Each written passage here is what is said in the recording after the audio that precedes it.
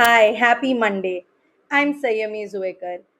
And while I earn my bread and butter as an integrative psychotherapist, a yoga therapist, and a sustainable well being coach, for the next little while, I'd like to put all of these titles aside. Because honestly, I think we already have enough experts talking at us. So this space isn't about having all the answers, it's about making sense of life together, one conversation at a time.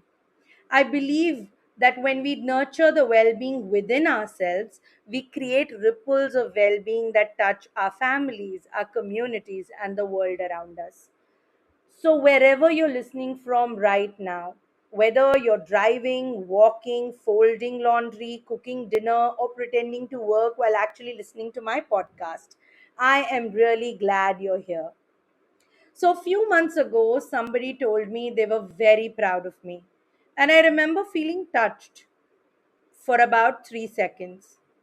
Then, almost immediately, another voice appeared and said, "Well, they're just probably being nice." And just like that, the compliment packed its bags and left. Now, thankfully, the person didn't know this was happening. Because can you imagine? Someone gives you a heartfelt compliment, and your inner critic immediately starts a fact checking investigation. Let's not jump to conclusions. Do we have evidence? Can we verify this claim? It's ridiculous when you think about it. And yet, I suspect I'm not the only one who has done this. Maybe somebody tells you they love you, or they're proud of you, or they appreciate you, or that they tell you you've done a great job. And one part of you feels touched, while another part quietly says, "But do they really mean it? Has this ever happened to you?" I've been thinking about that a lot lately because I don't think we struggle with being understood by other people. Sometimes I think we struggle with understanding ourselves. And when we don't understand ourselves, we make life unnecessarily complicated. A few years ago, I was in a relationship that mattered deeply to me. And I remember carrying this constant feeling that he doesn't really see me. He doesn't understand me. My partner doesn't get me. And because of that, I found myself constantly looking for reassurance, more validation, more proof, more confirmation that I mattered, that I was loved, that I was enough. Looking back, I think I put that poor man through test after test after test, like a ringmaster asking the lion to jump through increasingly elaborate rings of fire. Do you love me? Excellent. Next ring. Do you really love me? Wonderful. Next ring. Can I trust you? Honestly, I think the man deserved a medal. But that's the strange thing. He was actually doing many of those things. He told me he loved me. He appreciated me. He showed up. He cared. And yet somehow it never felt like it was enough. Every time he passed one test, I quietly created another. And for a long time, I thought the problem was him because he didn't see me and he misunderstood me. Months after that relationship ended, I realized something deeply uncomfortable. I actually didn't feel unseen, I felt inadequate. And this is an important distinction because one is about another person, the other is about a relationship with myself. The problem wasn't that nobody was telling me I was enough. The problem was that I didn't believe it, no matter how many times I was told and no matter who told it to me. I was asking reassurance to do a job it was never designed to do. I was waiting for somebody else's voice to drown out that inner critic within me. And because I hadn't really understood what was happening inside me, I couldn't communicate it either. So I kept testing him on a subject that was never really his to study.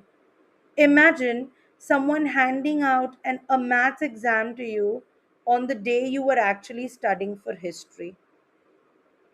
And I think many of us do this, not just in relationships, in life. We often try to solve an inner world problem with an outer world solution. We look for self worth through achievement, belonging through approval, confidence through praise, certainty through reassurance. And please don't hear this as criticism at all. It's a very human thing to do. We all do it, and I've done it too. Because we all need love, we all need support, we all need connection. But sometimes we're asking other people to do a job that is ours to do and one that only we can do. That reminds me of one of the most profound experiences I've ever had. Years ago, I came across a mirror work exercise in a book by Louis Hay. It sounded simple enough. Stand in front of the mirror, look yourself in the eyes, and say, I love you. That's it. Three words. No certification, no workbook, no spiritual retreat, just a mirror, you, and the three words. I thought, well, easy enough. So I stood in front of the mirror, and the first thing I noticed was my eyes are much browner than I realized. Then I noticed a pimple. Then I noticed wrinkles that I was fairly certain weren't there last Tuesday. Then I noticed I smile like my mother. I furrow my eyebrows like my father.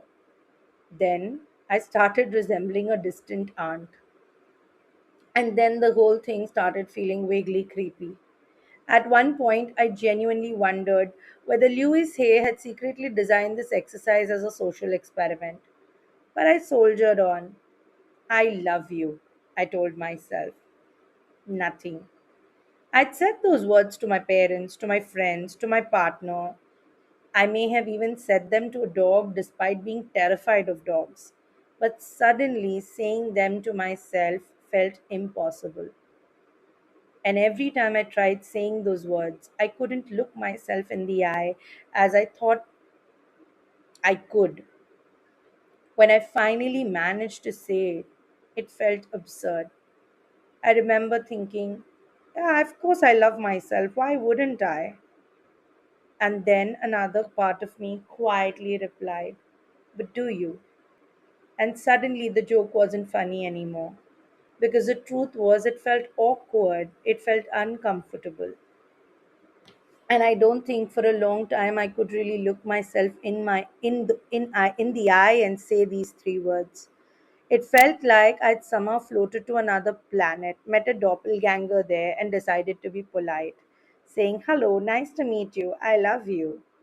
You look a little like me. And yet, underneath all that awkwardness, something important had begun to happen. I realized I spent a lot of time trying to understand other people, care for other people, support other people, make other people feel comfortable. But I wasn't particularly comfortable sitting with myself for 60 seconds. And I wonder how many of us are trying to have meaningful relationships with other people without learning how to sit in relationship with ourselves. Because before we talk about losing connection with each other, I think many of us have quietly lost connection with ourselves. One thing I hear surprisingly often is I wasn't sure I needed therapy because I already have great friends to talk to and I have a wonderful support system and I'm very close to them. And every time someone says that, I smile because I hope we all have friends to talk to. But therapy isn't replacement for friendship, and friendship is not a replacement for therapy. They serve completely different purposes. If therapy was just talking, Indian families would be producing emotionally enlightened citizens at scale. We talk all the time at weddings, at family gatherings, at dinner, during television shows, while nobody is actually listening.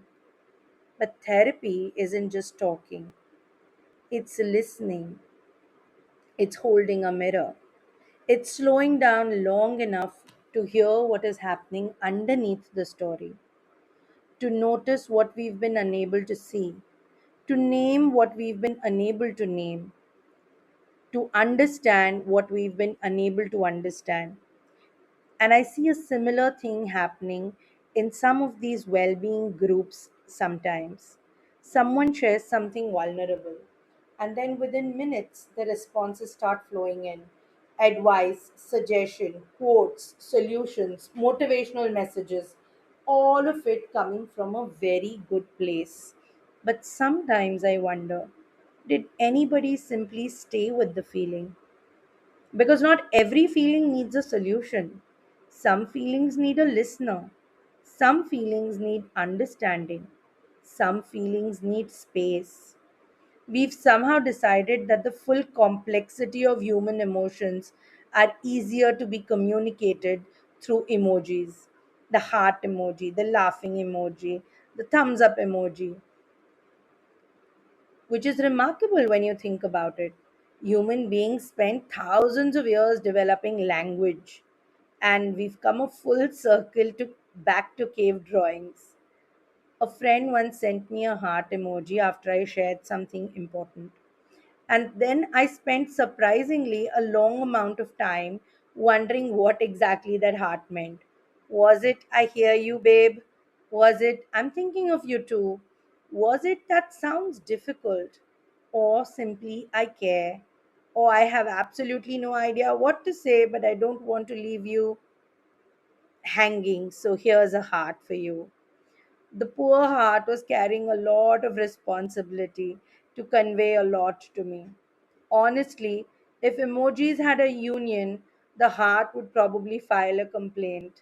And that's maybe what we're all looking for underneath it all. Not perfect answers, not perfect advice, not someone to fix us, just to be understood, to be met, to be seen. The older I get, the more I think our needs are still as primitively simple as when we lived in caves. They've just become better disguised. We still want to feel safe. We still want to belong. We still want to trust ourselves. Very human needs.